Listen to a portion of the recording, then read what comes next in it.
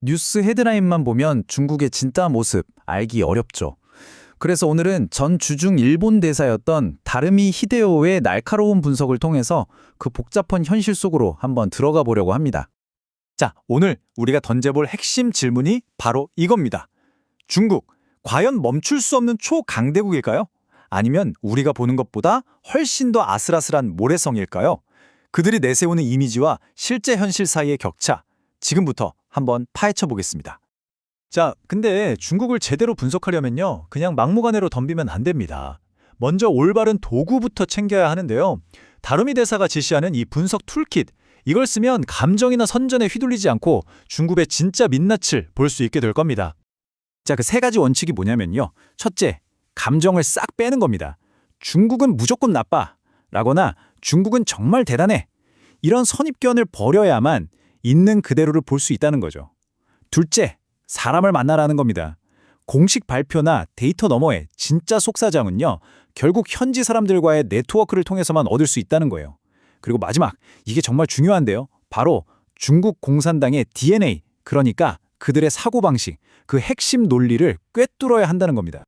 바로 이게 그 대표적인 예시입니다. 마오쩌둥의 유명한 721 전략 지침이죠. 보세요. 눈앞의 적과 싸우는 데는 힘의 10%만 쓰라고 합니다. 대신에 70%라는 압도적인 힘은 자기 세력을 보존하는 데 쓰라고 하죠. 그러니까 눈앞의 명분이나 영웅적인 승리 이런 거에 집착하지 않는다는 거예요. 장기적으로 권력을 유지하는 게 최우선 목표인 거죠. 이게 바로 공산당 전략의 핵심 DNA입니다. 자, 그럼 이제 이 분석 도구를 손에 쥐었으니까요. 이걸로 현재 중국, 바로 시진핑 시대를 한번 들여다보겠습니다. 그의 집권 이후에 중국이 얼마나 근본적으로 바뀌었는지 지금부터 살펴보시죠. 미표를 보시면요. 두 시대의 차이가 정말 극명하게 보입니다. 덩샤오핑 시대의 중국은 어땠나요? 몸을 낮추고 세계 질서 안으로 들어가서 경제 발전에 올인했죠.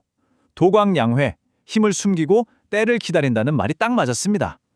하지만 시진핑 시대는요. 완전히 정반대입니다. 경제보다 국가 안보가 우선이고요. 기존 질서를 따르는 게 아니라 아예 자기들 중심의 새로운 판을 짜겠다는 야심을 그냥 노골적으로 드러내고 있죠. 그럼 시진핑은 어떻게 새로운 판을 짜려고 할까요? 그 전략이 바로 현대판 책봉체제라고 불리는 겁니다. 이게 뭐냐면 1대1로 사업 같은 걸로 개발도상국에 막대한 돈을 빌려주고 투자를 합니다. 그리고 그 대가로 유엔에서 투표할 때 중국 편을 들게 하는 식으로 자기들 편으로 만드는 거죠. 마치 옛날에 주변 나라들이 중국 황제에게 조공을 바치고 그 대가로 인정을 받던 바로 그 시스템을 떠올리게 하죠. 하지만요, 이렇게 거창한 계획에도 치명적인 아킬레스건이 있습니다. 그게 뭘까요? 바로 경제입니다. 중국이 발표하는 그 화려한 경제 지표들 뒤에는요, 우리가 상상하는 것보다 훨씬 더 심각한 현실이 지금 숨겨져 있습니다. 자, 중국 정부가 발표한 2023년 공식 GDP 성장률 무려 5.2%입니다. 와, 전 세계가 다 힘들다고 하는데 이 숫자만 보면 정말 대단해 보이죠? 하지만 다르미 대사의 추정은 완전히 다릅니다. 그가 보는 진짜 성장률은 기껏해야 1에서 2%, 그것도 아주 후하게 쳐졌을 때의 이야기입니다. 현지 전문가들은 심지어 제로 성장일 수도 있다고 말한대요. 생각해보세요.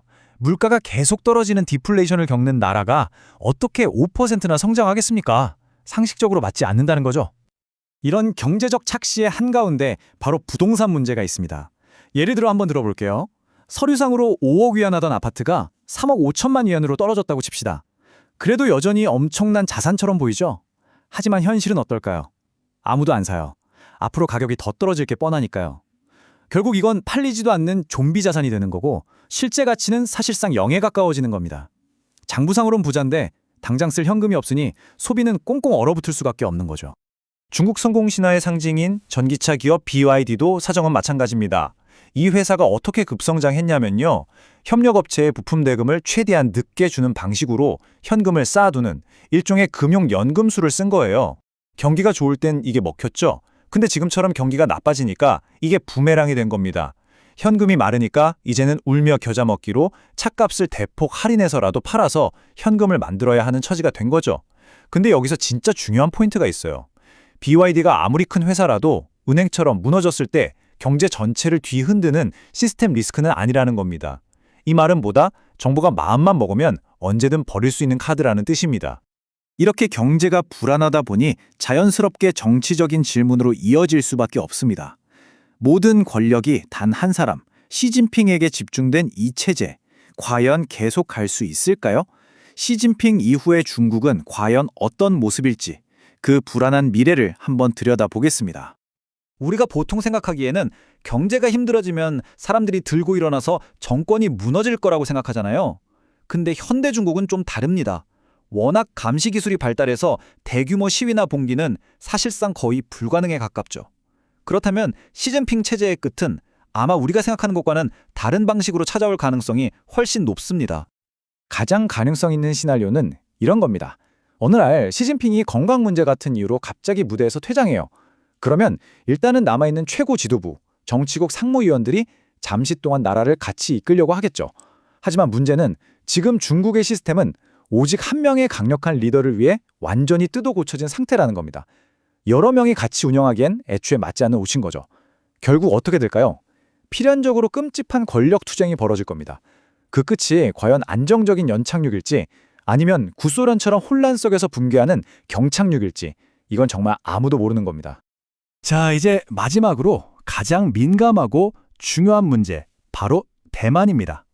언론에서는 매일같이 군사적 충돌 가능성을 이야기하죠. 하지만 다루미 대사는 중국의 진짜 속셈은 다른 데 있다고 경고합니다.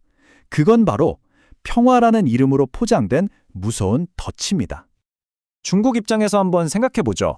대만을 무력으로 침공한다. 이건 정말 리스크가 어마어마합니다. 실패하면 시진핑 정권이 끝장날 수도 있고요. 설령 성공한다고 해도 엄청난 경제 제재와 국제적 고립을 각오해야 하죠.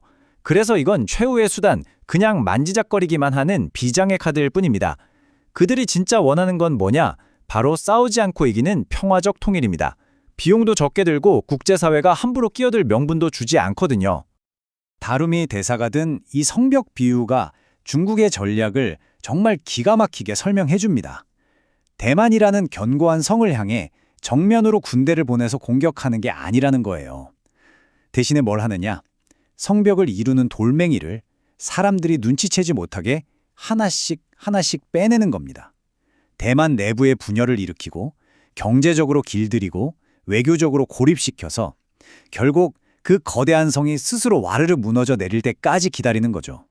그래서 마지막으로 이 질문을 여러분께 던지면서 마무리하고 싶습니다. 전 세계는 계속해서 대만 문제의 평화적 해결을 원한다고 말해왔습니다. 그런데 만약 중국이 무력이 아니라 아주 교묘한 방식으로 대만이 스스로 통일을 선택하도록 만드는 그런 평화를 만들어낸다면 어떻게 될까요?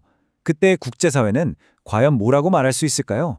어쩌면 이것이 앞으로 우리가 마주할 가장 어렵고도 중요한 질문이 될 겁니다.